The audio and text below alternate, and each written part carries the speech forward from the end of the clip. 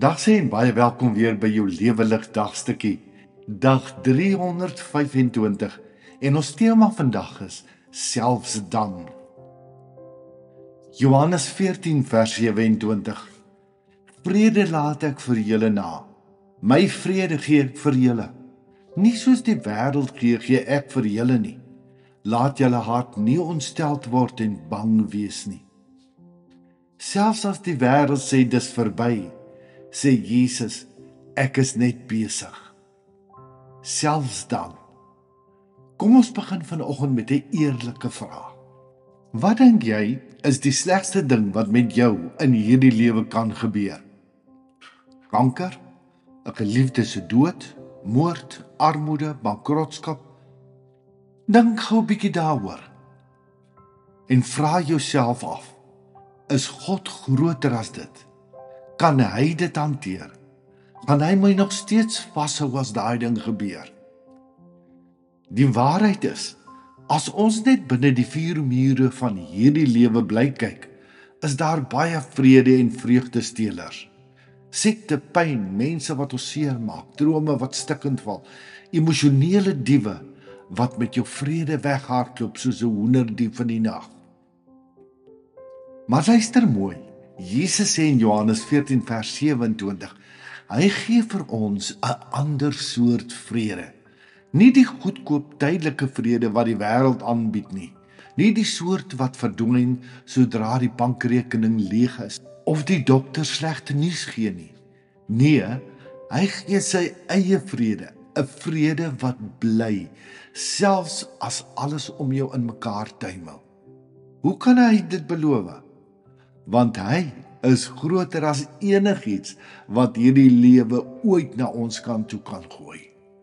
Romeine 8 vers 38 tot 39 sê, daar is niks, nie die dood, niks in die lewe nie, nie engele nie, nie demone nie, nie hoogte, nie diepte nie, wat ons van God se liefde kan skei nie. Niks nie. Dink 'n bietjie verder as ons klein aardietjie. Hierdie lewe is soos 'n enkele asemteug in God se ewigheid. 'n Flitsmoment, 'n fraksie van 'n sekonde. As ons dit besef, begin die dinge wat ons so vrees al hoe kleiner lyk. Dis soos wanneer jy 'n slang in die tuin sien en jou hart amper gaan staan van skrik. Maar dan kom iemand wat slange ken en sê, "Toe maar, dis maar net 'n molslang. Hy's nie giftig nie en hy kan jou nie pik nie." Skielik is die vrees baie minder. Hoe meer jy leer watter slange gevaarlik is en watter nie, hoe minder bang is jy. Kersfees herinner ons weer dat Jesus juis ook gekom het om ons grootste vreeslang se kop te verbrysel, die slang van vrees en dood, Genesis 3 vers 15. Die dood het nie meer die laaste sê nie. Selfs al gebeur die ergste ding waarin jy kan dink, is dit nie die einde nie.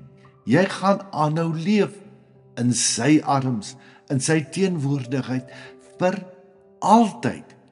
Dis hoekom Habakuk kan sê, al sou die vyeboom nie bot nie en daar geen vrug aan die wingerdstokke wees nie, nogtans sal ek in die Here jubel. Habakuk 3 vers 17 en 18.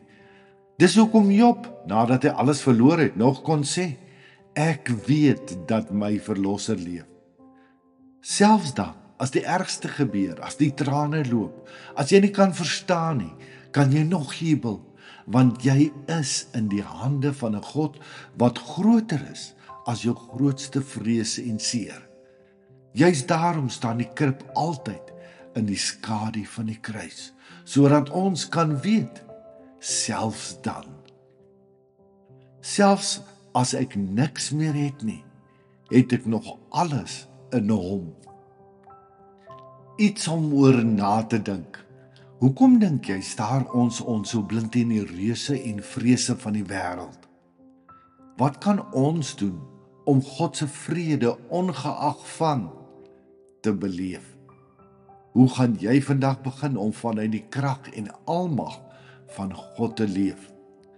Here Jesus, dankie dat U groter is as my grootste vrees. Dankie vir die vrede wat U gee, wat niemand en niks kan wegneem nie. Vul my vandag met daardie vrede, selfs as die storms om my woed. Amen.